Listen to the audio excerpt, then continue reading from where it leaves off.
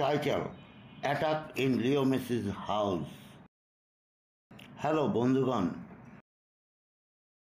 কেমন আছেন আপনারা সকলেই? আশা করছি ভালো আছেন। আমার চ্যানেল কামাল স্পোর্টস বিডির বিশ্ব ফুটবলের আসরে আপনাদের স্বাগত জানাচ্ছি। আমার চ্যানেলটি সাবস্ক্রাইব করার অনুরোধ করছি এবং আমার সাথে থাকার অনুরোধ করছি। আপনারা জানেন বা শুনেছেন, Lionel Messi Argentine footballer captain, তার বাসায় আক্রমণ হয়েছে। এই বাসাটিতে আক্রমণের বিষয়ে আমি পরবর্তীতে আপনাদের জানাচ্ছি। অনুগ্রহপূর্বক আমার সাথে থাকবেন বলে আমি আশা করছি। আপনারা সম্ভবত সকলেই জানেন, লিওনেল মেসি আর্জেন্টাইন বিশ্বকাপ জয়ী ক্যাপ্টেন। তার বিভিন্ন জায়গায় বাড়ি থাকার কথা, তেমনি একটি বাড়ি রয়েছে ইবিজা আইল্যান্ডে। এই ইবিজা আইল্যান্ডটি স্পেনের পার্শ্ববর্তী মেডিটেরিয়ান সিতে অর্থাৎ ভূমধ্য সাগরে অবস্থিত। এখানে রয়েছে শান্ত গ্রামগুলি, ইয়োগা রিট্রিটস, আর রয়েছে অবারিত সমুদ্রের হাতছানি দেওয়া বিচেস, সমুদ্র তীরবর্তী অংশ। এবং স্বাভাবিক কারণেই, যেহেতু এটি ইউরোপের অংশ, এখানে রয়েছে প্রচণ্ড পরিমাণে নাইট ক্লাব, যে সমস্ত ক্লাবে জীবনটাকে উপভোগ করা যায় অবারিতভাবে। এই এলাকাটি অর্থাৎ ইবিজা লিওনেল মেসির অত্যন্ত প্রিয় একটি জায়গা। মাঝে মধ্যেই তিনি বন্ধুবান্ধব নিয়ে এদিকে চলে যান। আর এই ইবিজাতেই রয়েছে লিওনেল মেসির একটি বাড়ি।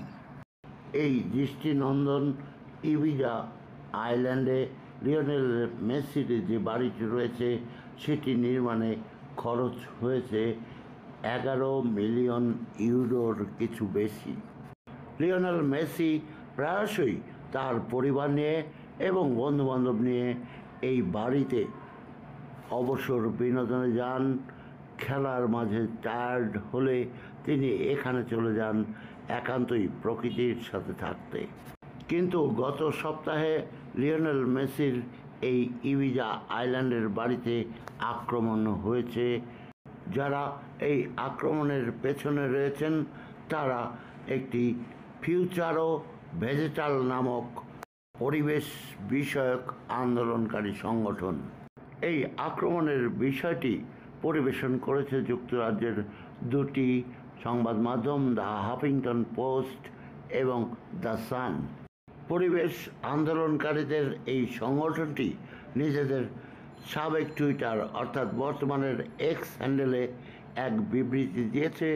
সেখানে জানিয়েছে, আমরা লিওনেল মেসির অবৈধ ইবিজার বাড়িটিতে রং মাখিয়েছি।